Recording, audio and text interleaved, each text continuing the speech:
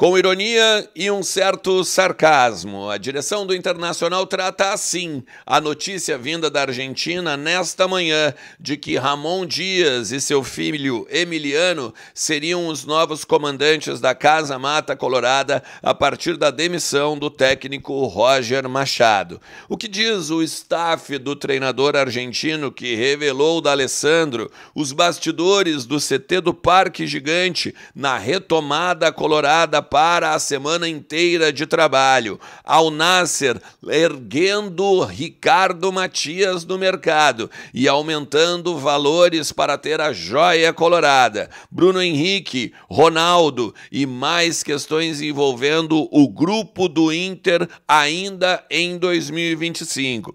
Tudo isso a gente vai falar agora, então tu sabe. Fica comigo depois da vinheta.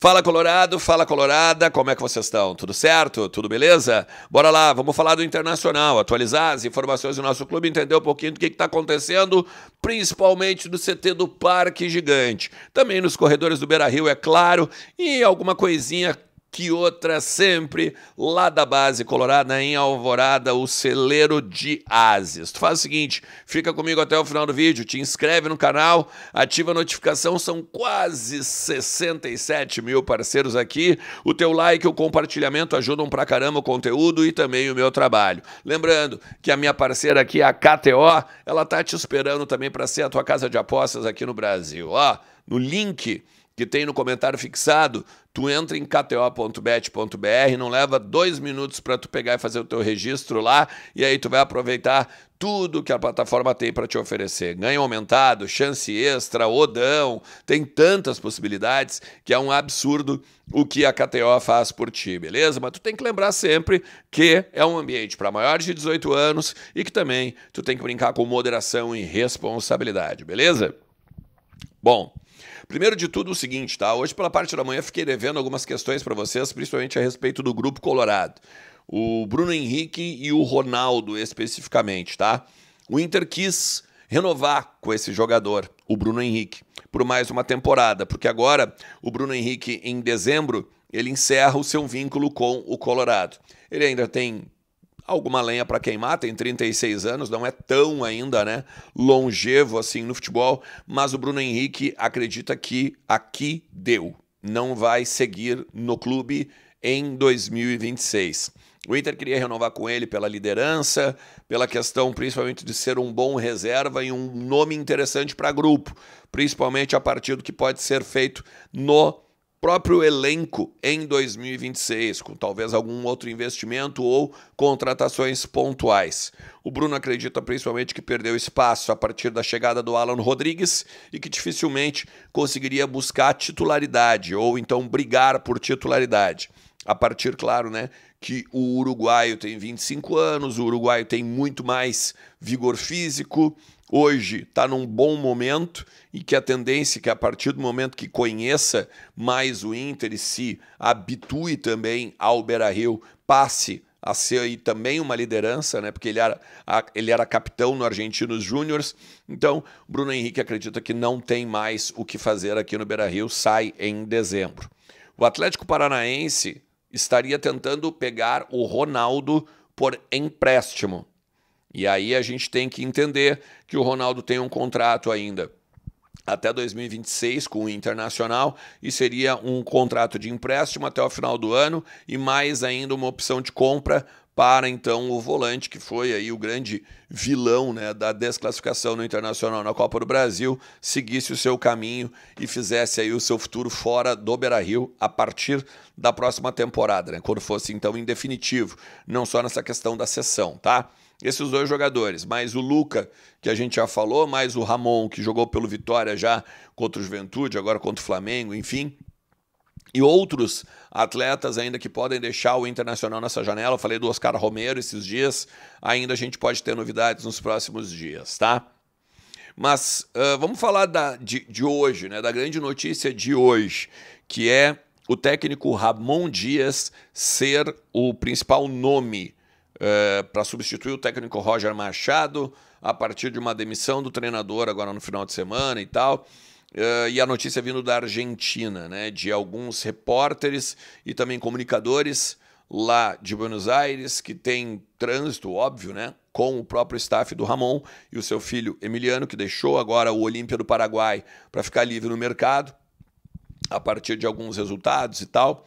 Enfim, a direção do Inter, ela trata muito, mas muito, com sarcasmo e até uma ironia essa informação, né? De que até conversei com uma pessoa do vestiário e ela disse assim, vai no aeroporto lá que ele tá chegando aí já, inclusive, sabe? Para tu ver como a direção brinca com a situação. Não com a situação do técnico Roger Machado, mas com a situação do Ramon Dias.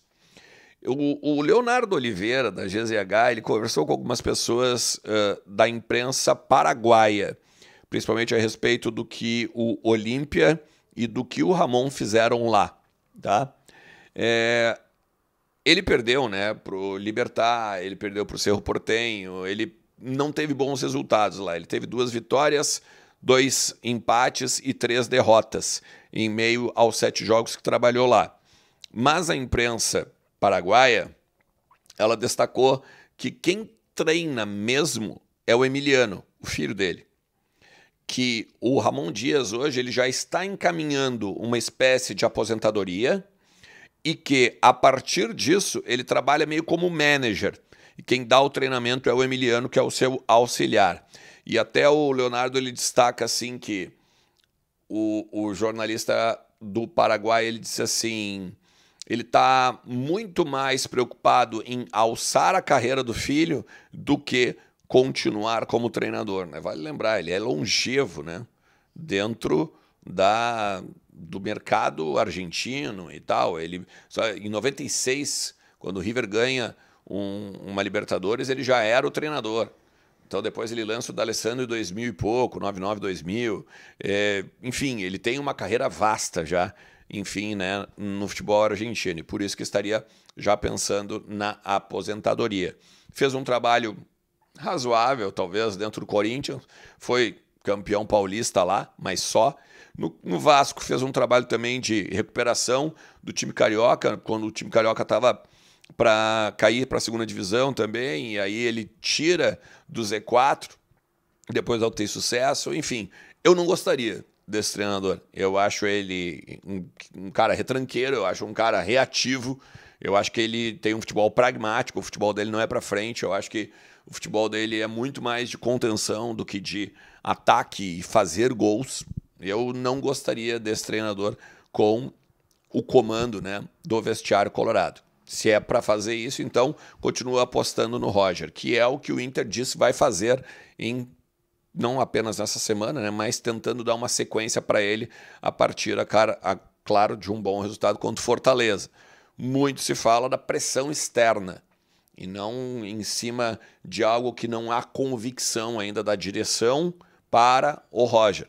A pressão externa da arquibancada, a pressão externa da imprensa, a pressão externa das organizadas e tudo mais que está acontecendo. Se fala, inclusive, que a direção do Inter e algumas organizadas estão tendo reuniões meio que no CT, porque é fechado, ninguém vê, em vez de protestos, existem conversas e pressão no bastidor, no off, para que justamente, né, de repente, com o policiamento ou até mesmo com alguma questão de segurança meio que abalado, que a brigada de repente pense, aí role alguma questão aí envolvendo violência e aí a gente já viu para onde vai a coisa, né? Descamba e fica muito ruim para todo mundo. O Al Nassr, por sua vez, teria aumentado a proposta para o Internacional para tirar Ricardo Matias do Beira-Rio. Eu tinha trazido para vocês que os valores giravam na casa dos 13 milhões de euros, e isso são 13 milhões de euros já com bonificações, ou seja, o Inter vai receber uma bolada agora e o Matias, se fizer determinadas questões, determinados jogos, determinadas convocações, determinados títulos, gols, enfim, aí o Inter vai ganhando mais dinheiro do Al Nassr até bater um montante final de 13 milhões de euros. O Inter quer conversar a partir de 20 e o Al Nassr teria chegado já em 15. Seria esse um valor para tirar a promessa do Beira-Rio. E o Inter com 15 não quer fazer. Acredita que pode fazer mais dinheiro com o Ricardo Matias, que é um jogador que hoje é extra classe no grupo e também no cenário do futebol mundial. Um cara alto, um cara que é forte, um cara que tem velocidade, que não joga só como central, não joga, né, só como 9 fincado. Ele consegue também fazer a movimentação pelos lados e que seria um cara diferenciado dentro do mercado. Pode não ter a técnica, sei lá, de grandes atacantes aí do futebol mundial ou de promessas do futebol mundial, mas que as características dele tu não encontra em qualquer jogador. E a partir daí o Inter acredita que pode pegar mais dinheiro. Eu já tinha falado também sobre isso na semana passada, sobre o Inter encontrar nele um atacante que possa ter uma sequência e com, de repente, um ano aí como o camisa 9, como a referência do ataque do Internacional, aí sim, fazer dinheiro no clube, né? Ou fazer dinheiro para os cofres do clube. O Inter só tem 60% dos direitos econômicos do Ricardo Matias. Isso também é um dificultador, né? Porque daí quando tu vai vender ele por exemplo, 20 milhões, o Inter só fica com 12. Se tu pegar esses 15, o Inter só fica com 9. Então fica bem complicado, né, tu vender um atacante tão promissor assim por apenas 9 milhões. E isso levando em conta que são bônus, tá?